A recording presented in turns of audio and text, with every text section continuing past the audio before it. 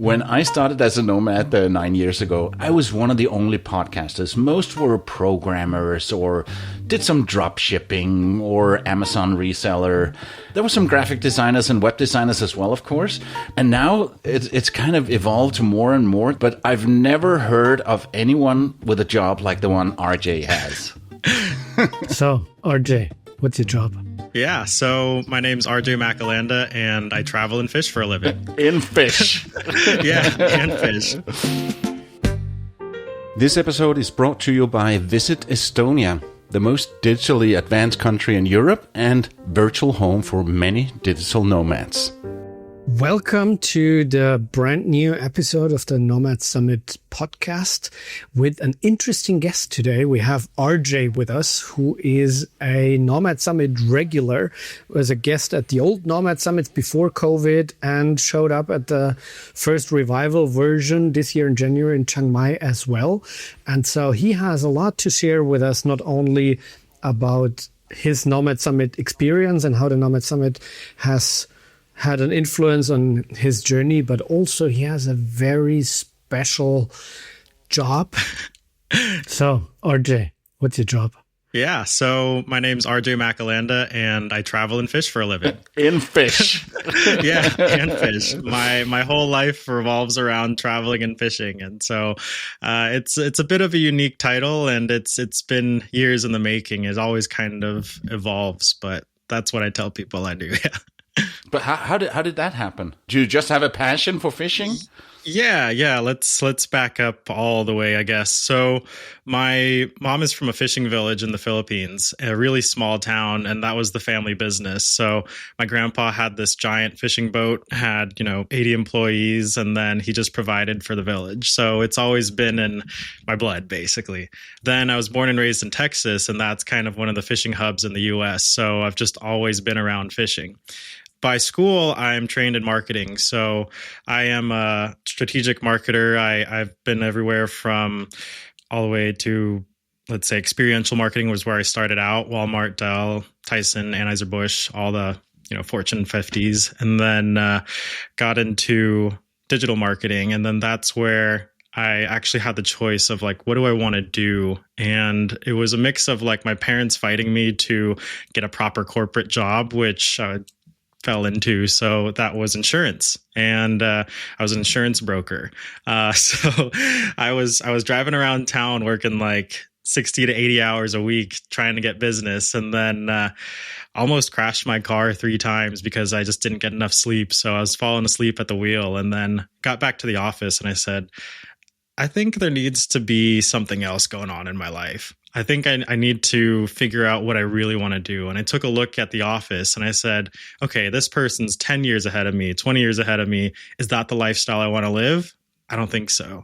So after some deep thoughts, I said, I think I want to travel and fish. And I'm going to figure out how to do that by any means possible.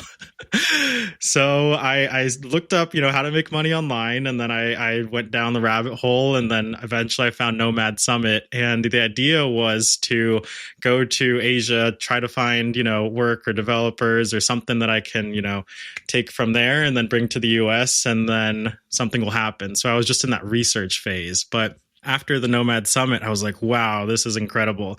You're sitting at a coffee shop and everyone's sipping out of coconuts and their sandals. And the net worth was $10 million because it was all speakers from the conference. And I was like, man, I want to live this life. And so I came back to the US and just tried to figure it out, failed a whole lot of times. And then eventually here we are. So I would say today I am a business consultant for the fishing industry. I'm a fishing influencer, international tournament fisherman, and I help brands scale in the fishing space. So yeah, that's how I travel and fish for a living. That were a lot of interesting touch points at once. And I think we now need to work through them one by one, but particularly want to come back to one of those where, I'm an insurance broker, right? And I'm actually a traveling insurance broker. So I took this business to a remote and location independent company. So I specialize in international health insurance, long-term travel insurance, which has this inherently And I was at one point at a similar point. So I have a marketing background myself. And through marketing, I grew into insurance. And I have seen those people in this industry that you were talking about. Fortunately, I was never working inside an insurance office and always had this remote job that then allowed me to sign off from my home country and take this to the world. And I mean, through that and through the e-residency program of Estonia, I ended up at the Nomad Summit myself. So with these parallels, I would like to elaborate a little bit more. And you just quickly described this transition from the very traditional style of insurance brokerage of driving around, knocking people's door, to doing something completely different. But I guess this process wasn't as fast as you described. It was not like 1 and 0, black and white from one day to another. So can you tell us a little bit more about this transition from that job and what went on in your head? Like, because imagine many people in the audience of the Nomad Summit and also the listeners to this podcast might be in a similar situation. They work in a 9 to 5, maybe in a job in the finance industry. What was the train of thought, the thought process that led you from A to B? So I think for me, I don't want people to go through this, but I think it's kind of necessary sometimes. You have to hit that rock bottom in order to bounce back up. And for me, it was almost crashing my car. So it takes that one sudden shock to realize that, like, oh, wait, there's something more to this. And it's that inner drive that's like, I have to make this work, that has been driving me for the last 10 years. And if you have it, great. If you don't, there's tools that you can get to where it's like listening to somebody that's been in your shoes, or somebody that is at the Nomad Summit, and you get some inspiration out of that. So you don't have to hit that rock bottom. You can make a better, smoother transition. But I think just as my personal journey has been, it's like, okay, let's jump out of the helicopter and then let's make it work. But I have seen some things over the years that have really made a good corporate to coconuts transition. And what that looks like is you have to have a long runway. So you can't just decide, okay, I'm going to buy a plane ticket one way to Thailand and let's figure it out. You have to kind of make some steps in between. So for me personally, I really like to pick a date. So I used to be a marathon runner, and that was the date where it's like, okay, the marathon's going to be at this time. So I have to prepare my body to run 26 miles. But it's the same as taking your first international flight as a digital nomad. It's like, you can't just buy a ticket, let's go. You have to figure out all of your finances, all of the things that you need to make happen, money, your accommodation, like where's the best place for you? Is there something going on? And for me, it was Nomad Summit. So that was my date. It was like, okay, January 1st is happening. And I think January 15th was the Nomad Summit in 2017 that I went to. And so I said, that's the date that I'm going to pick. And it really wasn't until the last week that I was like, do I cancel this flight? Do I not go? And then ended up going. And, you know, it changed my life forever. So for sure, I think people need to pick that date, stick to it, and figure out the plan in between then. Yeah, to me, that's so relatable. I made my decision to become a nomad in March 2013, and I set a date for July 2016 because I still had kids living at my house, and I knew that at that time my youngest would graduate and move out of the house. So I had a long runway where I started planning. And then I was selling off everything, and a lot of my friends, they said, you have such a good thing going here. My company was taking off. I could make a ton of money. And I thought, well, I'm still able to work, but it might not be nearly as much. And they said, oh, make the money now and cash in and then go travel when you retire. Maybe you can retire early if you make enough money and buy a bigger house, a better car and stuff like that. But that was not important to me. More important was to get the experience. Does that resonate with you? Yeah, absolutely. I think that's what a lot of people don't realize. We're carefully crafted to live exactly like how you described, just make enough. And then when you're 65, go retire. But me, when I was 22, I was like, let me figure out how to do that faster. And it's what's important to you at the time. And for some people, it's financial freedom, trying to climb their way up to make millions, and then they could live however they want to. But you could live a simultaneous location independent and time free life too. Maybe not financially free, but you're in some of the coolest places for however long you want to stay. And that's the trade I wanted to make. So what did you actually do then with this deadline coming up, with this Nomad Summit that you wanted to attend? So before that, to get into the mood, into the freedom. So I guess you started some freelance gigs, get some money in. And then when you arrived at Nomad Summit and saw what happened there and met those people, how did that change your perception or let you rethink the steps that you had taken until then? I was reading a lot back then. I was reading about a book a week. And one of the books that I remember was The Millionaire Fastlane. And they had a Millionaire Fastlane forum online. And there was a kid that was 19 years old making $40,000 a month. And I was like, that's crazy. This guy's younger than me and making way more. And it's like, there's something there. So his business model was drop servicing, where he would take app developers from, India, Ukraine, or, other places, and then sell the contract to the US. And so he would pocket the difference, and he didn't know how to code. And so I said, okay, it seems pretty simple. So let me try to figure out how that works. So as I was going to different networking events, I was also pitching, hey, I'm an app developer. I have, app development. If you need a project or something, then let's figure something out. And it was the first verbal yes that really made me kind of take off. And I was like, I need to have that security that, okay, maybe, cash is not in hand right now, but somebody actually agreed to this. And that was good enough for me to go ahead and take the flight. And I was like, all right, I think there's a door that could open. So let's go down that rabbit hole. And then the Nomad Summit was also the backup, because I knew I was going to learn a whole lot of different business models. Because if this model doesn't work out, I'll shake hands, I'll meet all these people, and I'll figure out something that's working over there that I could potentially have as a B, C, D, E plan. So, yeah. How did the Nomad Summit actually impact your journey?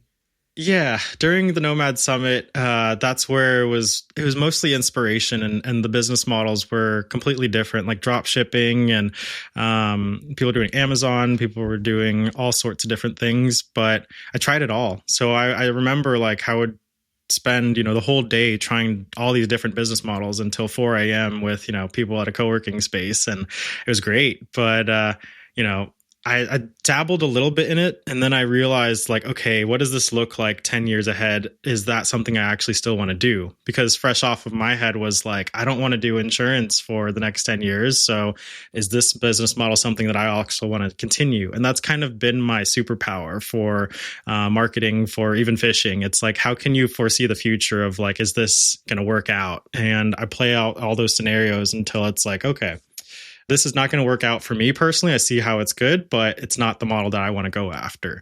And I have these systems where it's like, this is something I really want to do or something I don't want to do. And that's based off of like, okay, is this location free? Is this going to take up a lot of my time? Is this a client that I'm actually happy to work with? So there's all these different factors that I'm checking off if this is an optimal route for me traveling and fishing. That sounds like you have some kind of a template or like a form or something to fill? Yes. Well, it's not a form, but it could be. So I've been playing around with just like starting a personal brand and talking about all of this kind of stuff, because it just see the patterns. And it's like, well, this person was a nomad for over 15 years because he followed this path. And it's like, oh, they're actually happy. Because I figured out along that route that after trying all these business models, people are really crushing it in their space, but it might not work for other people. And so it's like, what was that X factor, And it's a mix of that ikigai, where it's you have your passions, your skills, and what's the void missing. And then you figure out where do you lie in between all of that. And then that will give you a good list of different things you can choose from. And then you go, yes, this is good. Yes, this is not good. And then you kind of find your path there. Your brand is Fish Boss and your website is Official Fish Boss.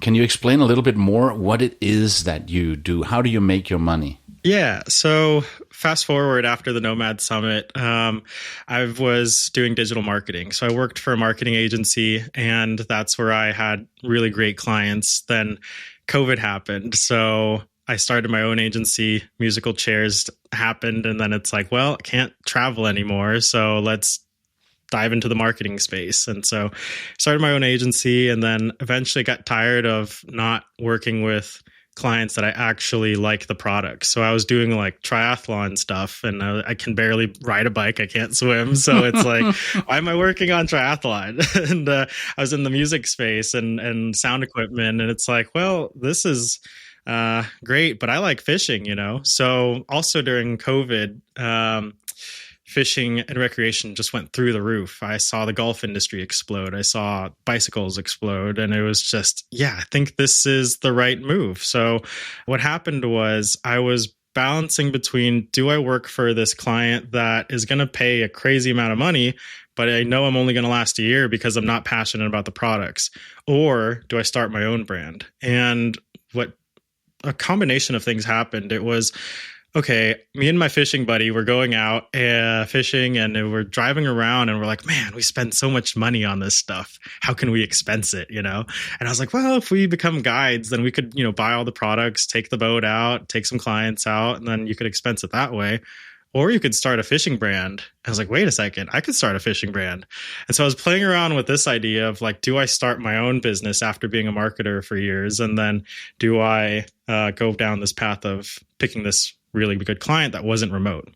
So I went out fishing, and then I ended up going out to my favorite spot, and I caught a 6-pound bass, a 6-pound bass, an 8-pound bass, and then a 10-pound bass, which is this one right here. But RJ, there's always a bigger fish out there. There always is a bigger fish. Absolutely. So I had to go out and get it. And that was my sign. And that's a quote from your website. This is an audio podcast. For those who just have us in their ears, RJ has just shown us a photo of him with a huge fish. And it was this big. It was a good one. So that was enough for me to be like, okay, I think that's a sign I need to start this fishing brand. And I was like, all right, we're going to make this cool. So the idea was to start a fishing brand and show people how to start a business from scratch, because I've done this, plenty of times and failed plenty of times. And so Fish Boss is actually, if you look at the words Fish Boss, it's going from F to an S, and it's almost like an arrow. The fin is like an arrow pointing from the F to an S, which means failure to success. So it's the story of going from a failure to success and trying to take people along the way and show all the individual failures. So then you can see like, oh, here's how you become successful, to hopefully inspire people on making their own brands, fishing on their own, doing whatever they like to do. And so I wanted to show people this is what the fishing industry looks like, and try to speed run it as fast as possible to show how you can make money in it too. So basically a typical build in public project. Kind of, yeah. So I wasn't doing like, oh, here's how our weekly spread looked like, and here's how much money we made. I was like, let me just get the results and then leave some trails, and then show people like, oh, publicly, this is the exact route that I took later on. So now I've seen it in seasons where it's like, okay, the first season was 0 to 1. What do I need to do? Okay, let's do some print on demand merchandise. Let's build the brand up, and let's just get exposure. And then when I went to like local events, trying to sell different, whatever I could, trying to figure out that product market fit, nothing was working, and no one was showing up to the events, and no one was buying anything. So as a marketer, I knew that TikTok was the place to be. And so I said, man, I gotta go on TikTok now. This is something. And back to that runway thing where I set the date, January 1st was my date where, okay, I'm going to start posting on TikTok every single day.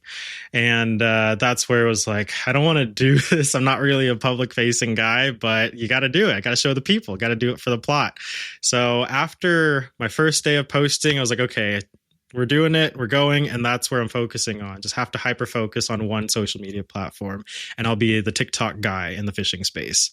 So I always seen it as like, how can I get as least amount of competitors as possible, but be the one specialist in my industry?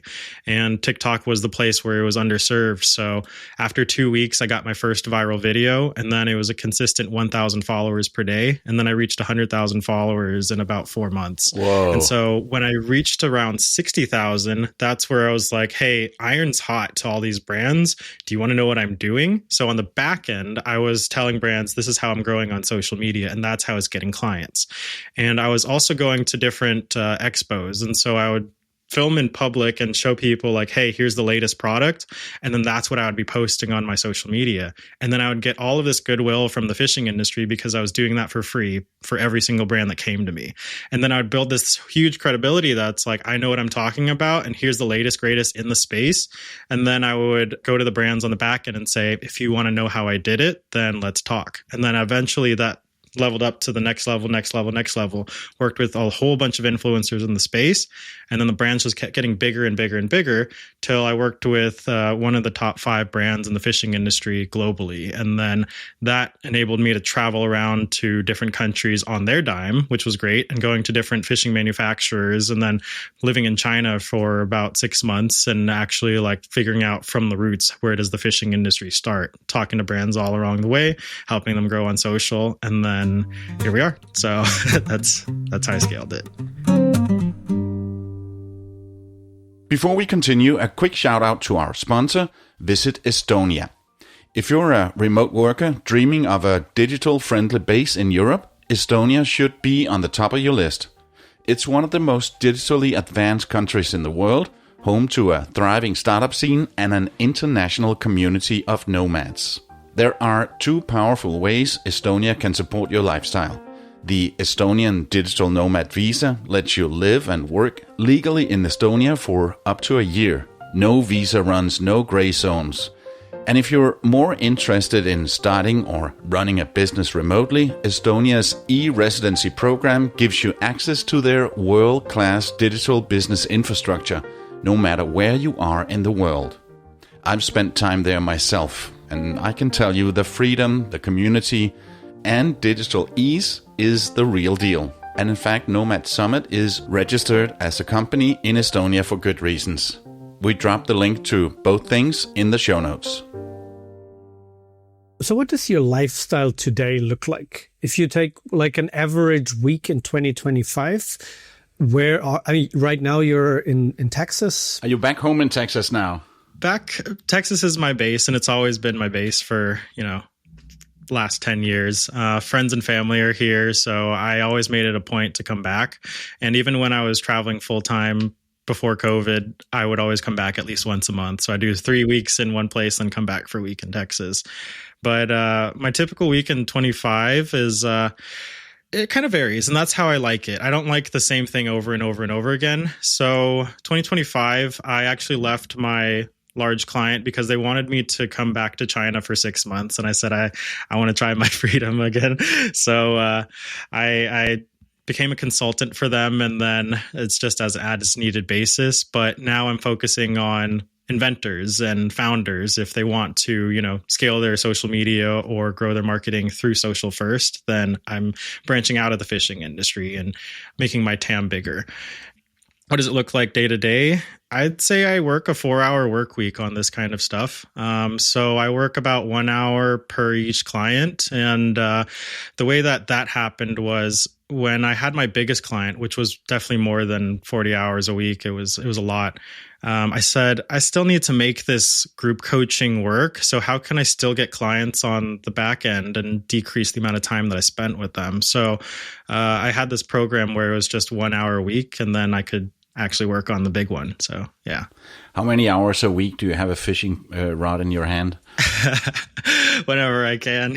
So on the fishing side, I always wanted to not strap a GoPro to my chest and, make it all about the content. So that's still wanted to be I don't want to be the chef that hates cooking, No. But you still do TikTok, right? So for the last year, I haven't posted as much because I've been working with TikTokers and other social media influencers for them to be in the brand side. So the last year I've been working on the brand side and doing the whole masterminding behind who's the best influencers, how can we work with them, and then what kind of content needs to be made. Yeah. That sounds like you have made quite an impressive journey. And I now really wonder, after all this that you built, what made you come back to the Nomad Summit in 2025? Yeah. So the Nomad Summit has been, and Chiang Mai also has been one of the key pivot points in my life. I would go back to the Nomad Summit every year. I think I've been in maybe 7 or 8 times now. I went to the Mexico one, Las Vegas, and it turned into a educational thing that I was really wanting to get the latest and greatest information into, like just a reunion with my friends, you know? So I would have this group where it's like, oh, it's good seeing you. What have you been up to? And we'd room together. And then you'd see the progression of where they were like, I don't know what I'm doing, to like, wow, I'm that person in this space now. And so you gotta meet the tribe. Yeah. So that's why I always come back, and it's been a great journey. Yeah. That's pretty cool. I mean, it started with me the same way. I've been for the first time in 2019 and then in 2020 in Chiang Mai again. And now I happen to be one of the organizers of the New Nomad Summit, but this is part of the mission to not only enable and help people at the beginning of the journey, but to be really like the summit that brings people of all stages together, whether as a family gathering or to learn all the new inspirations. But as you are now already so far progressed on this journey, what's next in your business? What's your current bottleneck? And understand this as like reaching out to the audience, to the listeners here. So what is it that you would currently need help with, and who would you want to talk to? Sure. I would love to talk to more founders and inventors. I think I have that kind of soft spot for these guys that they have this great idea and they want to make it work, but they just don't know how to get it out there.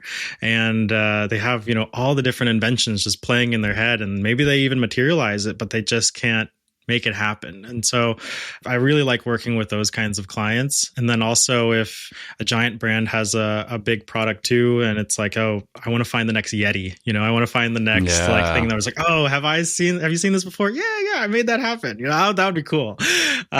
So that's who I'm like actively, this is the kind of person I'm working with. But I will say, like, on my resume and all my, past experiences, I know it looks like super glamorous and I made everything work like magic, but I still go through, and even with my friends, we all go through like, what is the next step? Because there's a road that you're walking on that no one's ever walked on before, but you have to kind of figure out like, oh, how did this person do it? How did that person do it? And then what can you bring into your own space? And so I will say that if you're feeling that you don't know what your next steps are, everyone feels that. And that's the beauty of it. So you just kind of have to embrace that, where it's like, I know there's something out there. It's fishing, I know there's something out there. It exists. There's always a bigger fish. And you just actively have to figure out what are the skills that it takes in order to get it, and just try to go find it. Thank you very much, RJ. That was a super inspiring conversation, and I hope many of our listeners here will get their ideas out of that for themselves. If they want to reach out to you and connect directly, what's the best way to do that? Yeah, Instagram would be the best way, rj.mac. If you want to see what's currently active, then my stories are the best place where I'm posting all the stuff. And I'd love to hear what you guys are, struggling with, or if you thought this information was really good, or if you just want to go fishing, then, come to my Instagram. So you take people with you to go fishing? If they're cool, yeah. No chance for us, Chris. You guys are welcome. Everyone who wants to go fishing with RJ, prove to him that you're cool.